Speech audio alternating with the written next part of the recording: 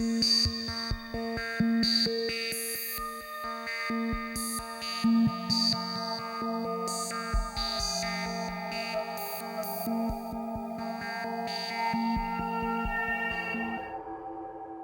was sitting on the couch with my dad, and we were just talking, and my dad just fell over on the couch.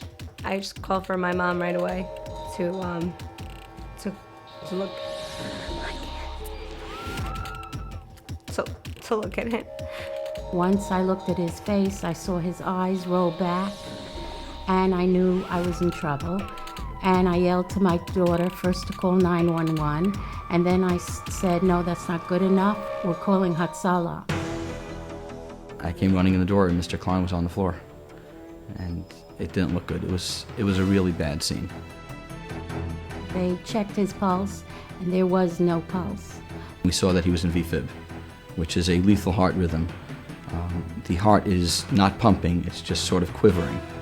And the CPR didn't help, so they used paddles. We shocked, and it went from bad to worse. It went flatline. Mr. Klein's heart stopped. Sometimes in critical situations where there is no heartbeat or there is no blood pressure, the veins collapse, and it takes significant time to find an IV. It's something called an IO drill, which actually drills a needle into the bone. And our coordinators decided that this is something we had to have. Regardless of costs, they provided it to every paramedic.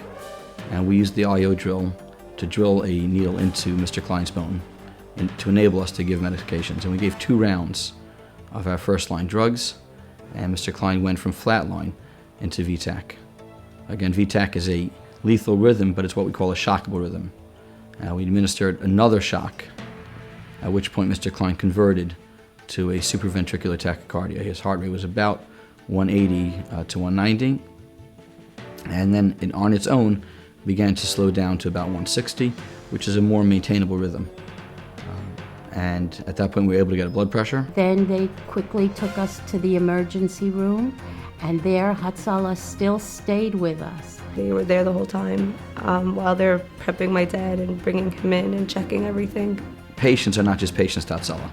They're our neighbors and our friends, and we stayed in the hospital probably for about 2 hours that night. When they took me to St. Francis, they made an angiogram, and they saw that I had 4 blocked arteries, and they made me a quadruple bypass. All I know is what they told me, because I don't remember anything of the whole experience. My husband was gone, and they saved his life.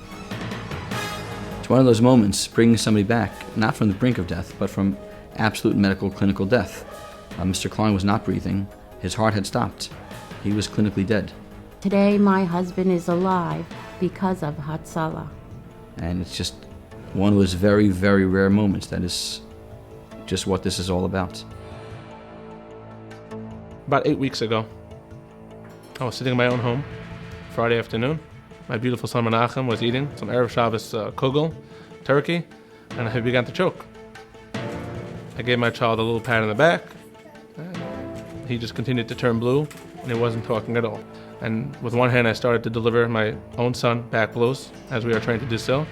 And on my other hand, I pulled up my Hatzalah radio, and I called, I yelled, I screamed, I asked for my fellow guys to come back me up. By the time the first member got there, I think Mr. Walkowitz, my son, was still choking, and we were pounding him on the back, giving him the Heimlich maneuver. And the stuff started piling out.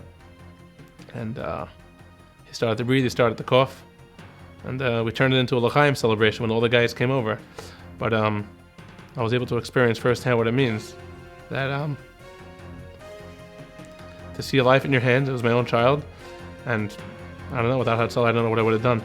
But I do know that within 45 seconds, my house was converged with qualified, trained, incredible group of guys who were ready to do anything to save a life. And at this moment, it was my own child. People think that being that we're a volunteer organization, there are no costs, or the costs are minimal. And unfortunately, that's very far from the truth. Whether it's the cost of ambulances, whether it's the cost of Life Pack 15s, AEDs, we receive no funding from local government, federal government, or any other government entity at all.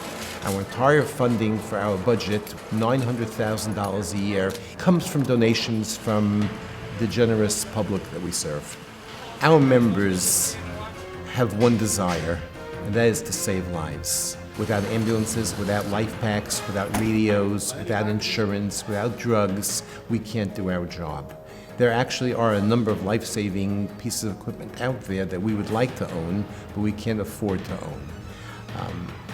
If our public, if the people we serve understand this and want to say thank you to our members, the biggest thank you they can give our members is to continue to make it possible for our members to save more and more lives. We all have an incredible, incredible security blanket. If it wasn't for Hatzalah, I wouldn't be here. Thank you, Hatzalah, for everything you did for my dad and for my family. We take it for granted till it finally hits home, and it did hit our home. And they're a valuable asset to the community, and we cannot live without them.